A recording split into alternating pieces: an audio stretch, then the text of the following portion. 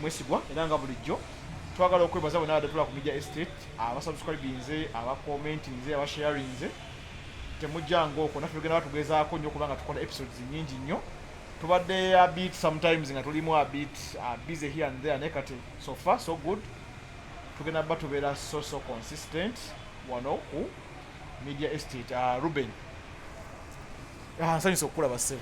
Nange nsanyusa okkusanga Saabakayanyi buuza kukola ku Media Estate. Musibye omutendo bassebo ne bannyabo abatulaba ku Media Estate nga tulina omukulu Duke Mwesigwa asinga okukayana Mr. and Central Africa. Kikakayanya nnyo mu kisaawe ekyo. Oh, why? Watu tukola argument. Oh, ate oyinza okukola argument nga tokayana. Osobola okuba maybe nga ne voices ziri up naye nga ngezaako kuyisaawo naffe ekintu kyaffe ate nabo batuyako nnyo amazzi. Ate gati. So Ruben tubeeredde wano eno. Yes sebo. Tuli mu mpaka za CHAN. Tournament zigenda mu maaso. CAF yazuwa East Africa. Tuzikoyesinga ng'enteekateeka ya pamoja ya AFCON 2027. Zino mpaka za CHAN za 2024 ne tulisabye mu 2025. So Uganda, Kenya, Tanzania nga bwe zigenda tuteeka pamoja AFCON 2027. Zino mpaka zigenda bazituyamba okwegezaamu tiimu ije tuteeka CHAN nakyo kubiki ekikopo kya CHAN kyetaamu abazanyi abawaka ba domestic players basambira mu liigi ez'ewaka. So gwe CHAN nteekateeka ebbugumu liri litya? Ebbugumu libale terina kukwata nnyo kati mu nsinga ya Uganda. Naye nga mu nsendera tulabye ebbugumu CHAN ekutta abantu wakati. Tanzania ye yasookayo ensi zino zonna. Tanzania ye yafunirawo dda goodwill and Tanzania ndowooza wogamba kati mu region eno they surpass Uganda okubeera soccer mad. Ekimu ku byo kireetedde Tanzania abantu okubeera close ku mupiira ti liigi yaabwe ebadde ttiimu eziri competitive zivuganyiza ku Africa paka ku level esembayo nti kati buli muntu aba ayagala okumanya ekikwata ku bazannyi baabwe ate abazannyi abo Abatanzania percentage nnene mu liigi yaabwe mwebali so babeekwatedde ate Tanzania engeri gyetabadde nnyo involved mu gyetabadde open to the world eno bagenda banga biggest tournament bo embracing anye kyoyita ki pamoja much as ne East African na ensi za embracing Uganda nekwata kati Kenya ne picking up ne olaba nti owooza hype e Uganda the local organizing committee ku Lwange ebadde tesoyinze promotion yabwe ebadde very slow. Otambula nobera social media nobera everywhere kubanga kati n'okutuuka kati ntuulidde wano omuntu ambuuza tiketi ofuna otya tiketi bagigula batya ojja biki kuba kati amateeka ga CAF agaliwo tebatunda tiketi ku kisaawe. How can this tournament biggest tournament ya local sport ebeerawo ngaffe abakola sports content first of all we are not even like approached in terms of promotions tulaba ku digital platforms because in South Africa digital platforms tuli kunyo ku mitimbagano ya social media tulaba ko bulango bugenda mu maaso ne bogamba kale kantambule ku streets tolengerawo that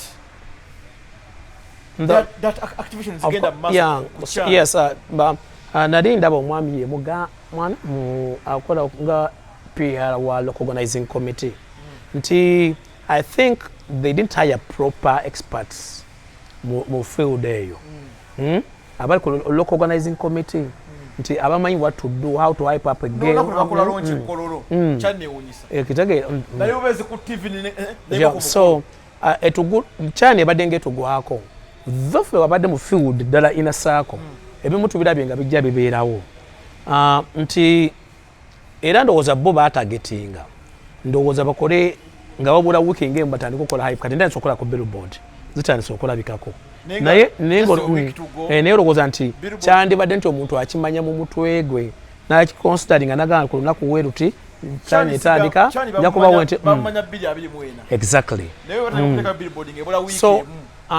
so ndowooza local organizing committee yalimu abantu abava mu ministry abantu abava ku National Council of Sports and some part of FUFA so bweto bwe yali is clearly headed by the ministry. Kakati wogenda awo nti hype tebaddeewo abantu bambuuzizza tiketi njifuna ntya ekisooka mwenna abatulaba wano tosobola kugula tiketi ku mulyango bino bannayuganda bye tukola tiketi za CAF zonna ozigula online because CAF ne FIFA they don't encourage selling tickets ku mulyango to avoid stampedes ezabeerangawo. Ticket ogenda gigula online. Ticket ya Uganda ya mutwalo gumu olaba double header emipiira ebiri egibaayo omutwalo gumu yetandikerwako emitwalo ebiri mu VIP katwalo ka VIP akala emitwalo 5 ya mitwalo 5 so ne ozigula online era n'ogamba wawe oyagala okutuula opikingawo naye bagamba kugula ticket katagambe oba ogudde ticket kweziri link baziweereza buli wamu they are being shared e-ticketing it is e-ticketing kweziri era ndowooza ojja ne kati awo ab'obutoki bagenda tukoyera batya awo ojja kufuna munagolize ajja kufuna munagolize mpozi CAF ekintu kyeyafulumiza kyesaagadde ndabyeko nti omuntu akkirizibwa okuleeta omwana omuto alina kuleeta wa mwana wakazaalibwa kupaka ku myezi 9 ndowooza oba nga tusobola mumuleka naye abaana abato obaleeta oba olina obbasasulira naye ekyo ndowooza ate kyasinga otuwagaza nnyo omupiira n'okuba nga tukyagulimu nakati ti ebintu ebimu twabirabako nga tukyali bato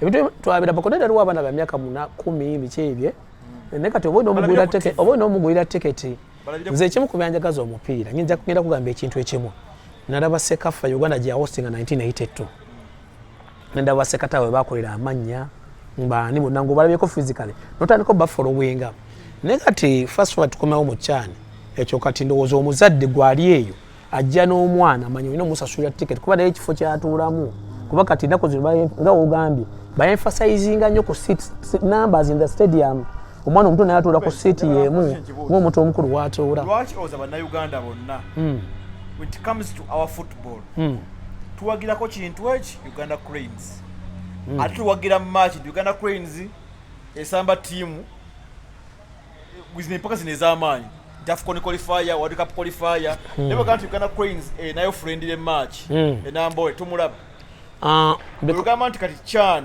mpaka abana bawana first of all zigena pamba abana basamba league first of all abana Uganda tulaba na league yafu tebajagala league kati nekyo kubiri chan ngaye titumu feeling tuwulya kintu ekyo chan nsuubira ku mulundi guno bana Uganda bajja mu feeling unlike nga wabadde tubaite tumostinga oyogedde ku kintu lwaki abantu tebalaba nnyo ttiimu tebalaba nnyo kilabu ttiimu tezikyalina muntu alina pulling power omuzanyi nga manyenze kulaba Jackson Mayanja tubadde nawe mu motoka oba odde omusajja ku bodaboda abadde ayogera ab'obulango bayitawo nagamba lulingo omanya namba 10 Mayanja namba 9 Amagido Musi namba ne ng'olina abantu b'omanyi nti bo abo balulango bagenda okulaba obuzibu bwonna ttiimu za Uganda tewabadde consistency ttiimu ebadde ekyukakyuka enkya neggulu ono oli era ekitalina consistency ekyo kyekizaayo n'okulaba nti liigi yaffe terabibwa nnyo tobeera sure nti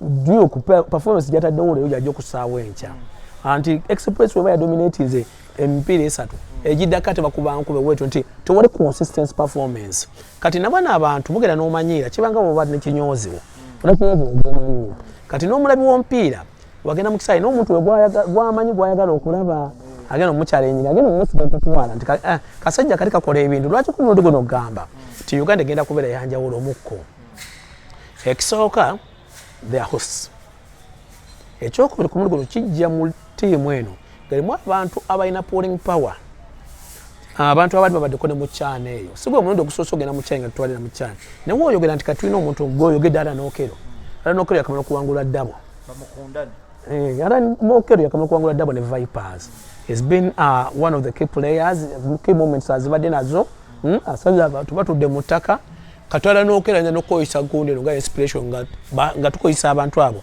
okubeera kyali kontenda ku bazanyi ab'omwaka abawaka nti kati wotuna waliwo Yunus Center as a follow for the abadde buli just takkiriza national team collapse ku mulundi guno gyali wa Viper nti oyinza okukozesa nti kati olaba n'ekirala nti Viper erina abazanyi would be kati kuba badde mukaaga kati ne be baaguza ababiri omu yabadde one neck n'omulala gwe baaguze bonna babadanga ba Vipers erinamu abazanyi 8 so the Viper clique fan base, you tap into the Viper fan base. Igenda kujera benti abazanyi ba Viper. Bakola bacho. Maika tibaina obera ku social media. Viper betira nyo ne State Council. State Council ina abazanyi mukaaga. Chani agenda mulabanga ki? Chani abala wa mwezi mulamba. August. Muri Premier League return. Premier League return, yes, that is the one of the tebera buli sawa. Ati ngamba. Abana Uganda agenda bele ompira gwasi ne Man U on 16th August. Toba subi. Chana atandikanga nya Uganda ezanya. Ati ngamba. Mwezanya. Toba subi. Emipira gisinga obogedde empira gisinga gyonna giri mu midweek. Ati ngamba. Tose wana Uganda kuwanyo attention. Waliwo bano obadde nnyo ku social media bantu ku social media ekisinga bagamba banaye Premier atandika ddi Gyokeres bajja mwogerako boogereko Isaaka boogereko Vatsi naye waliwo abantu ennaku zino bendabye ennaku zino abajja ne bajja mupira nti namba ziba distance okuma mu kisaawe kati kyana eno performance esooka yajjuko okwongera okuleeta abantu mu kisaawe jjukira tuli mu groups Uganda eri mu group eri wano Kenya ina group eyayo ne Tanzania ina group eyayo ziri timu 19 n'ekisinga ekinyusi kye basinza okugamba nti bayongedde ssente mu kyani muno Uganda litukanga ku quarter final eyagala okuwandika history tetweka quarter final ya kyani woyingira mu money bracket oba kati woyingira mu kakadde kamu emitwalo 85 ejja dola kasa buli timu yonna etuuka ku quarter finals wano mu group stage gitofuna so buli omwajja kuba alwana okulaba nga atuuka mu money bracket ate egambye nti kati State Council inamu abazanyi mukaaga Vipers 8 ke vira abantu nga mu 5 so group yaffe mulimu Algeria mulimu Guinea mulimu mulimu Niger South Africa naffe kakati olowooza nti in all those clubs faba nafu lwaki tetuyinza gamba nti faba nafu ekyenjawulo ekiriwo wuliriza ekyenjawulo ekiriwo lwaki ologamba nti faba nafu ekyenjawulo ekiriwo nti almost half of the team esejja mu national team enene ekyenjawulo ekiri ku tiimu zino almost balinamu omuzanyi ng'omu oba nabutabalina muzanyi afeaturinga mu tiimu ziri ezanya AFCON ennene the all domestic ogamba bwe bigenda ku level of exposure n'experience Uganda ebasingako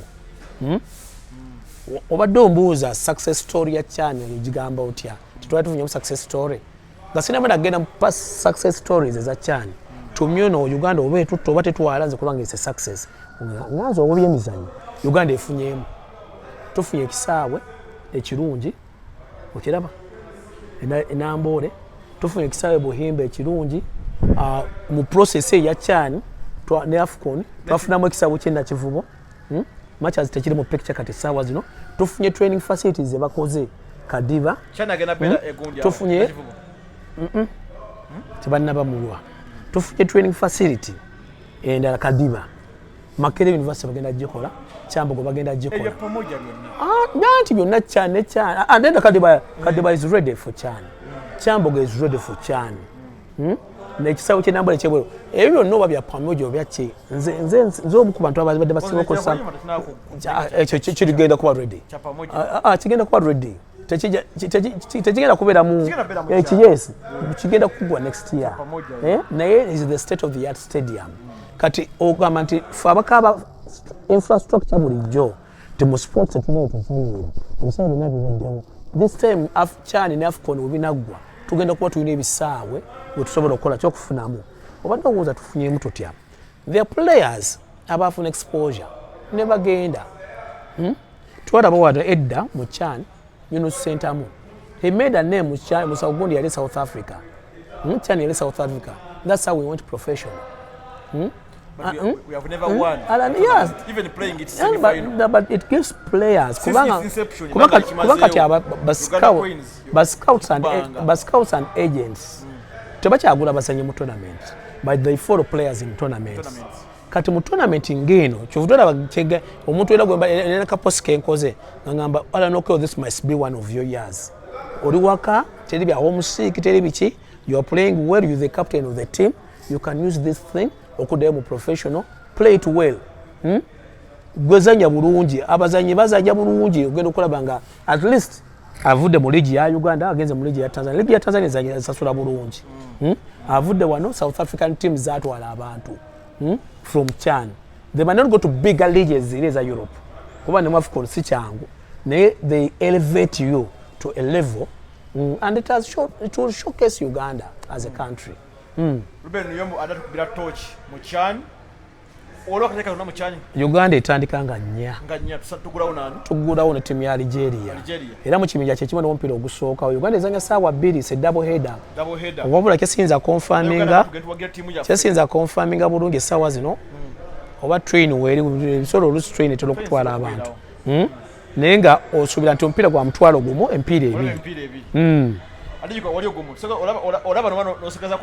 olaba ogusooka n'olaba oguddako anti Uganda si yesandika Uganda ezanyako 8 o'clock ogwa jini gwe gusookawo nolaba ogwokubiri wegita omugendo zira mugenda kola nga double header okulaba nga tufuna abantu naye ekisanyukidde kimu kyokka kyegambye nti wandibadde what let's say fee oba abaana b'amasomero Uganda si ekisalawo so naye nga mpira gitandika ku nyaise man I think tulumbe Uganda Queens nalo na mutima tutabe kigwezeeko nzo babazanya batya ekintu kyesobola butalaba Uganda Queens zegamba kyesobola butalaba Uganda Queens njiraba and teri muntu toyinza kubeera wakanga ate abageje bakusingawo so tugenda tuwagera abavubuka bano alright ate motivation ennungi mu camp mpulidde baba ngambye baba wa katugambe sijja kuzoga daily upkeep ku mundu guno ajja nti omuntu wavira mu daily upkeep yekka nga ayinza okuba nga alina obukadde mwenga 5 bukka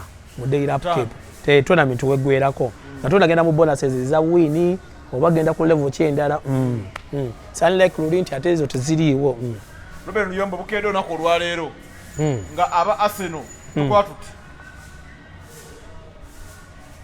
kiki mukono yakategeera nga 16 Arsenal gula ne Man U 17th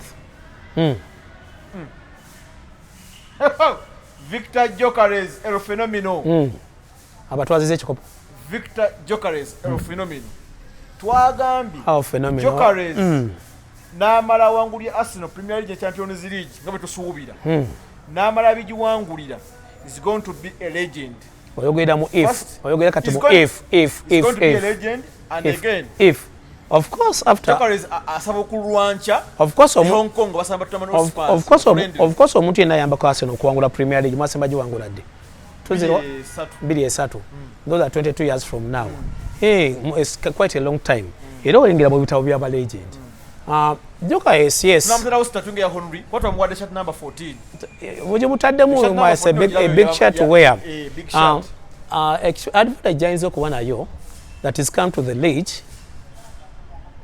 gyolowooza nti alina idea having played mu Brighton edda eri wansi ne bamulondeka to Swansea n'agenda mu Coventry n'avayo n'alyoka agenda eri mu Porto kwegamba he knows what the English football is all about naye ebintu ebimu bikyukamu tulabye abantu weight nene nnyo ku shoulders ze azze ku mulundi guno atebeko 92 ku mipiira 12 I think gyazambidde ttiimu y'abanafu aba Sporting yakateba goals 19 ba mipiira meka ku international la season ewedde yokka mu league zo goals zatebedde Sporting zabadde goals I think 46 nti ajja ne pedigree nene naye abamu bajja kugamba league yagiremamukko naye jazze wali abateebi abalala yali mu Coventry nekajagala nkula wali abateebi abalala ojagala kundaga nyakula ku timu ya Arsenal wali mpira kwa AC Milan kwa friend Zubimendi so sobola kati abana man of the match kaja asambi abe asamba bulungi Zubimendi mwali then tujayingiza mwali Declan Rice ne Odegaard Ebreche Eze ajja kwa wansi mutanagula nkugambye Ebreche Eze gotanagula Ebreche Eze siza kwogera ku mutanagula sigenda kola discussion ku mutanagula wanabira Martinelli batusajinga yakubye sakeno gundi akube wakati Gyokeres that team can beat any team any day any time. That's what you think. No, team in a balance. That is what you think. Team in a balance. That is what you think. Ebintu byodaba team ecreating Gyokeres okubanga averaging goals every match. Ebintu byodaba mu pre-season because assist uliza number weziri ebintu bera mu pre-season kuchivita nungi midfield sibe ebera mu real game situation yes nenga naye si babi apase natoyinza gamba nti because balina batoto ekikopo this is the first time I think this is the first time they're going to play with the typical number 9 okumala ebbanga after the Wiltord bagenze after Giroud agenze oba Van Persie kati for some time bagenda kuzanya typical number 9 but typical number 9 means he has to adjust his system Nuli abadde azanya with a false number 9 and Kai Havertz abadde olusa feeling bulungi mu gaps ezo ku muntu gono kitegeeza woba ne number 9 go to adopt a 4-2-3 system bana babiri basatu omu oba si kyoyinza okuzanya basatu bana okitegeeza babiri omu naye omubeera mu trickiness system kati gwenda kubuuza ni gwagenda kusooka okujjamu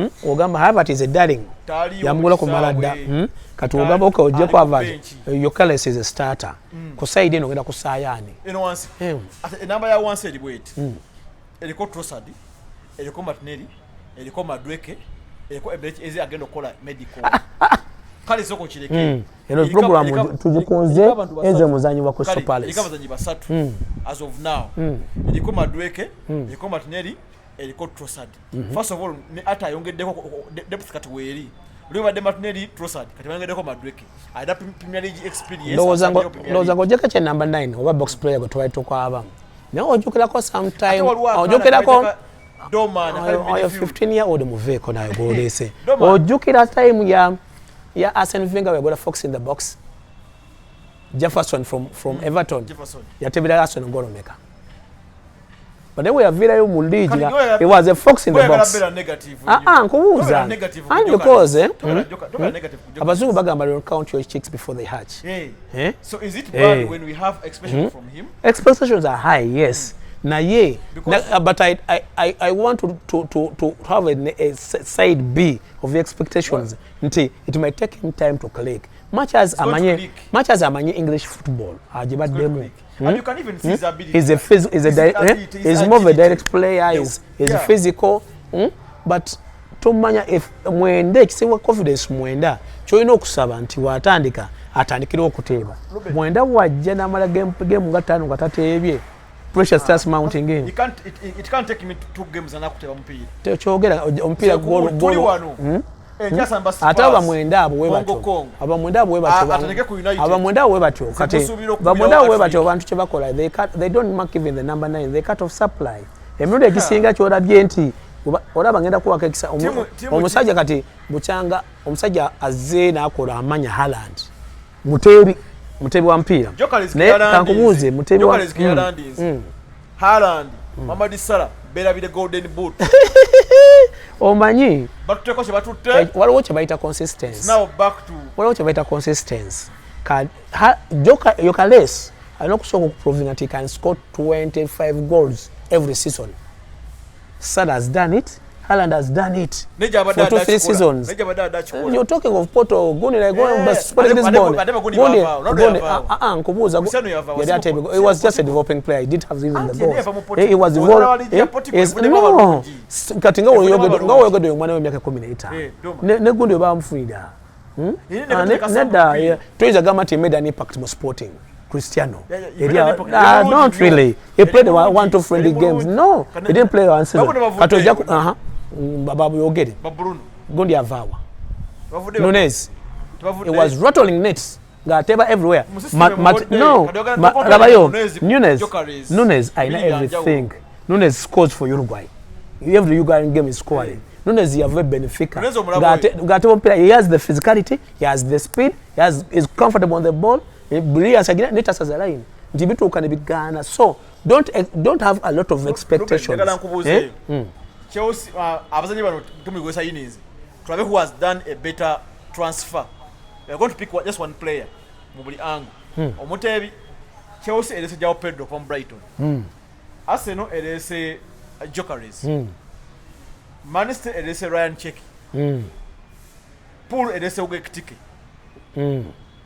Man U elese Brian Mbeumo. Spurs Brian Mbeumo is a winger. He's not a goal scorer. No. Ongambye ku batebi bampira. Yagambye ne Joe, he can even play 10. Baby, I can even be very cool. Yagambye asamba. Yes, I know what it plays at different places. Yes. Brian Mbeumo. Brian Mbeumo is a winger. Ni Muhammad Kudus. Ali namba teso. Abo ndaba kusika ongambye ogubaleso obutebi.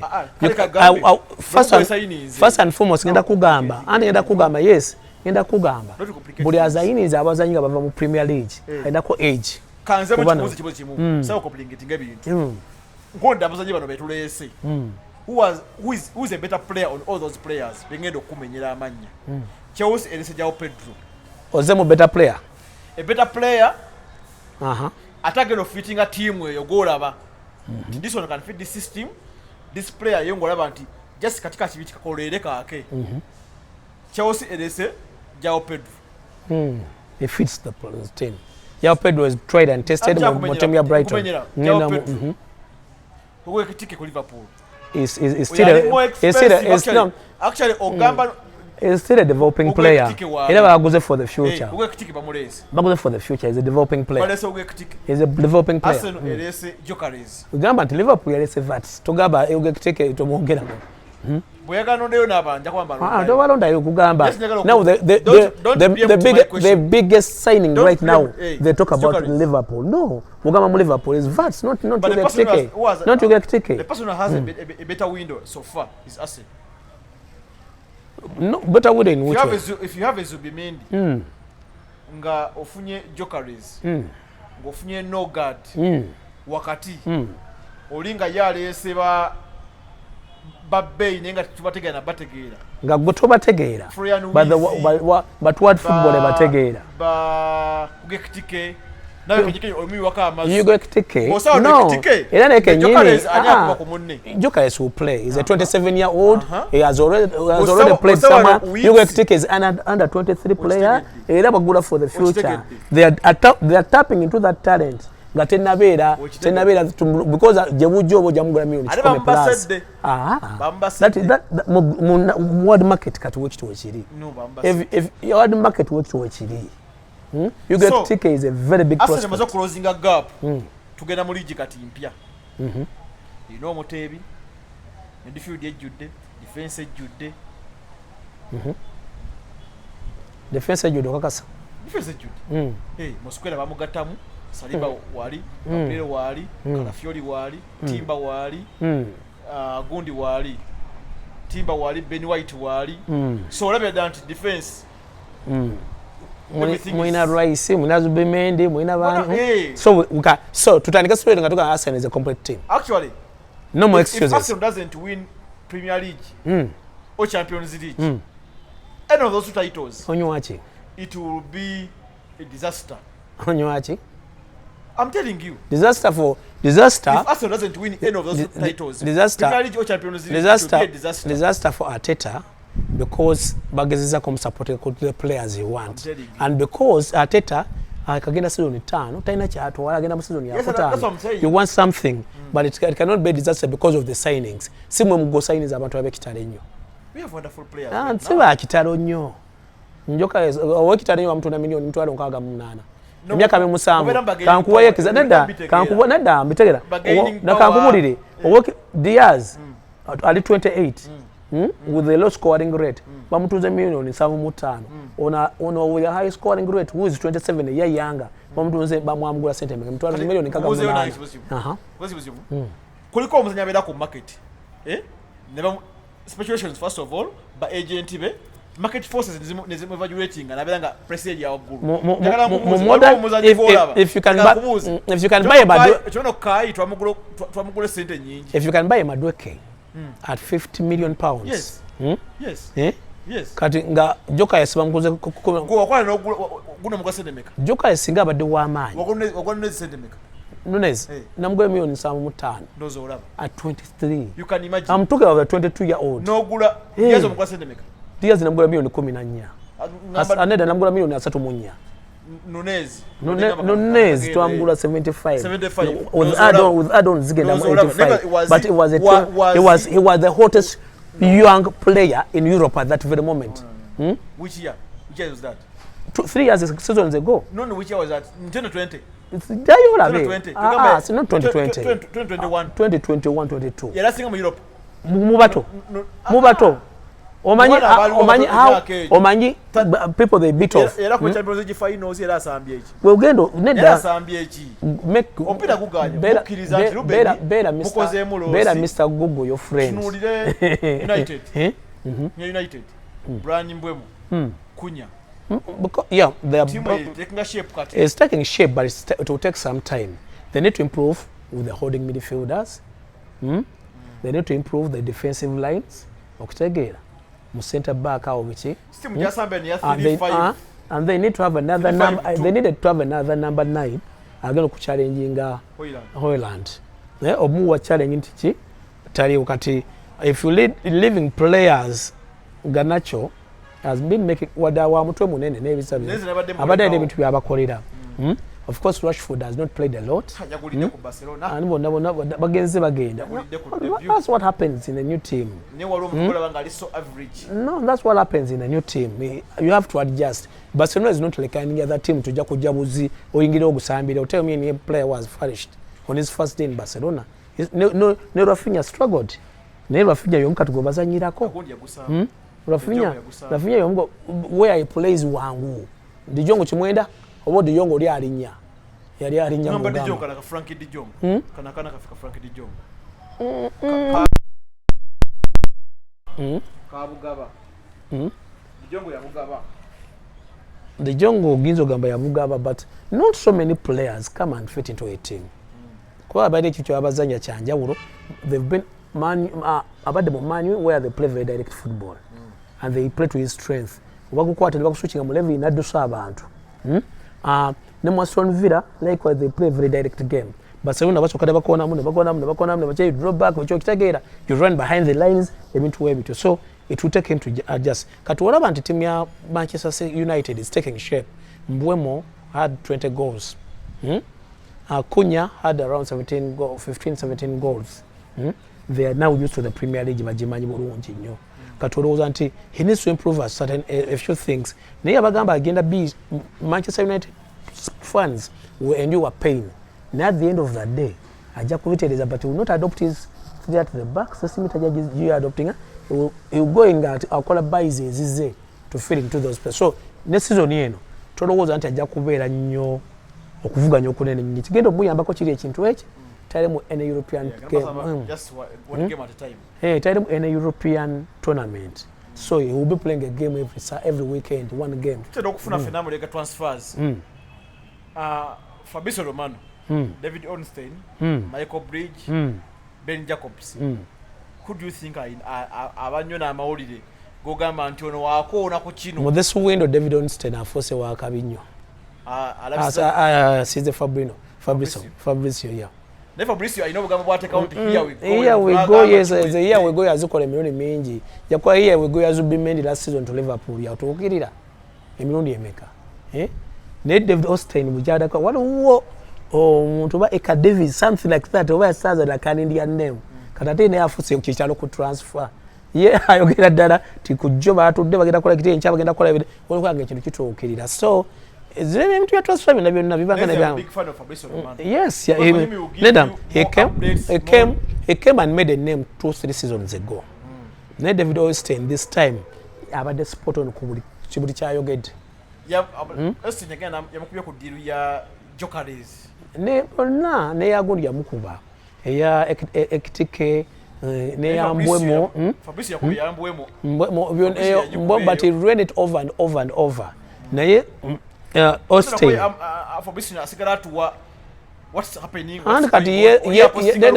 and yakuwa chiri concrete ono yes ayagala jifura developing story because now aina following kati busawa kuongerayo tibamulabye wano bayongereko kino nayo yabagamba bajja kusayininga we bati this like that najja kugamba bugambe kati yenkyabagala kusayininga okitegeera kati ono Fabrizio will keep you in the media all the time naye nga otunula what we are all happy and expectant okulaba kyekigenda okuhappening this season.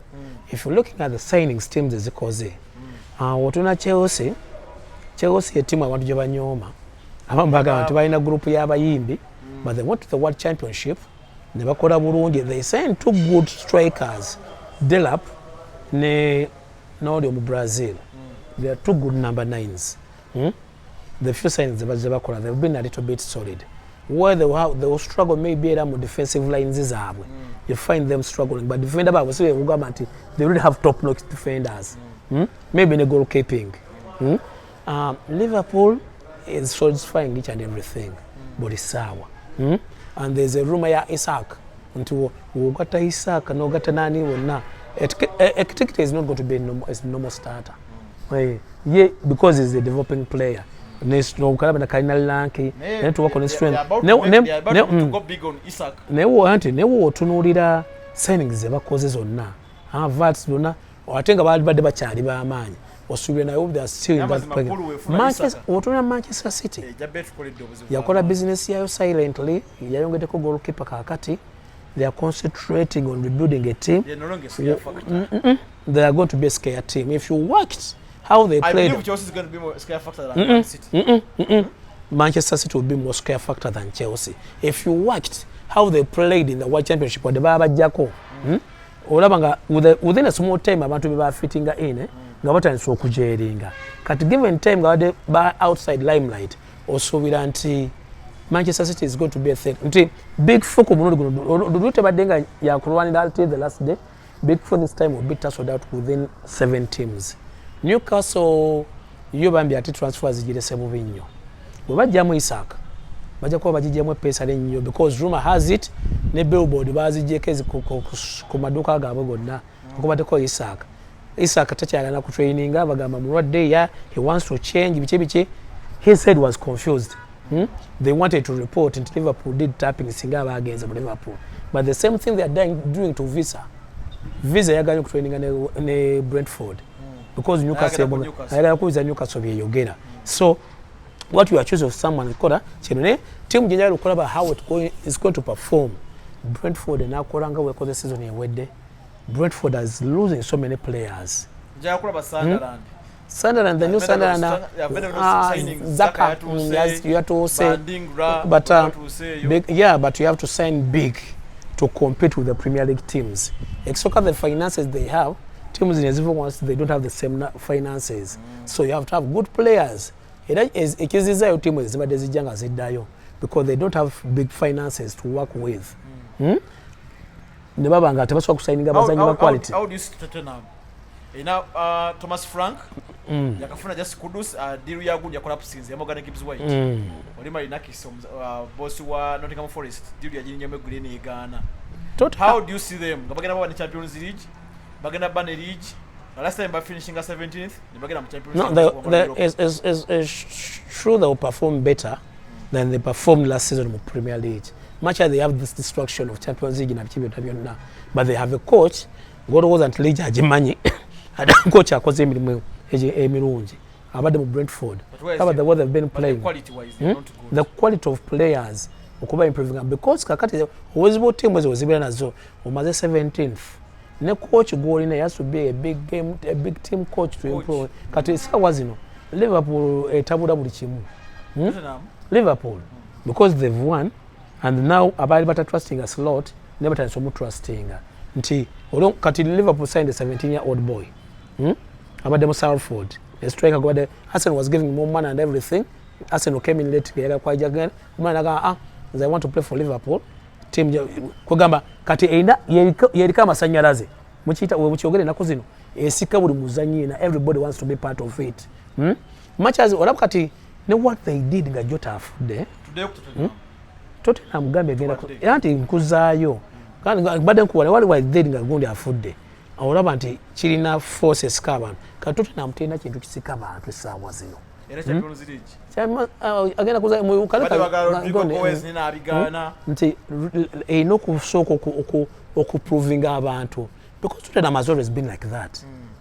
Okuva ndowooza mu era y'aba Gascoigne they've never been that never Teddy Sheringham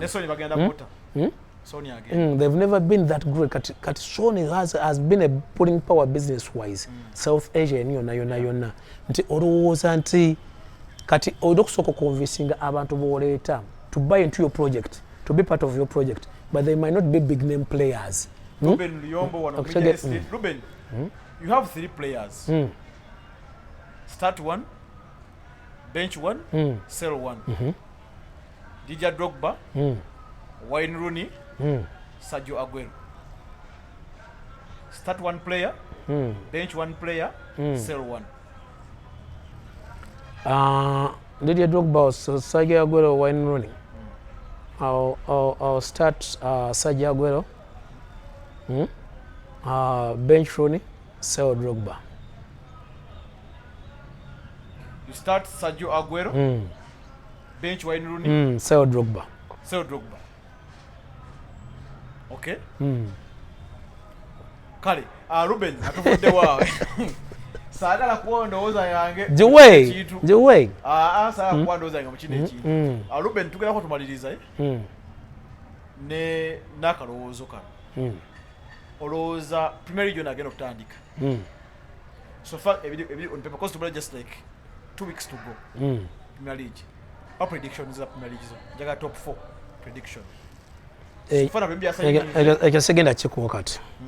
Ngenda chekuwa nga Premier League genda kutandika. Lwaki gamba? Lwaki gamba bwentyo? Lwaki gamba bwentyo? Nze nkigamba mumbe ate nandigambiro kigamba ngenda chekuwa mbale ngamba chekuwa nga agase nga transfers ziweddeko mbale kugamba no chebade kugamba because people are still buying, transfers are still coming. One transfer can make a change in a team. So vura ugamba nti at least Premier League ngere kutalikinga shape oja kuba nti katamana toba kyagula bano bamaze ogula teams ezimu zibazirikidde ogula kati olaba mukyayogera ku eze Isaka gena kuliva ande nedda ngoto yuva playogera ku Isaka okitegeera nti wali abalala Chelsea cyana beyogerako Manchester United cyayogera ku James yani ono omusenego mwenda ne Newcastle mwogerako so team ziri mu pre-season zitakinga shape naye by the time ga league agenda kutandika wait that Friday issue je tujokola. I'll give you the prediction. Okay, Ruben Luyombo tubana ku Media Estate ndowooza kati we sign out.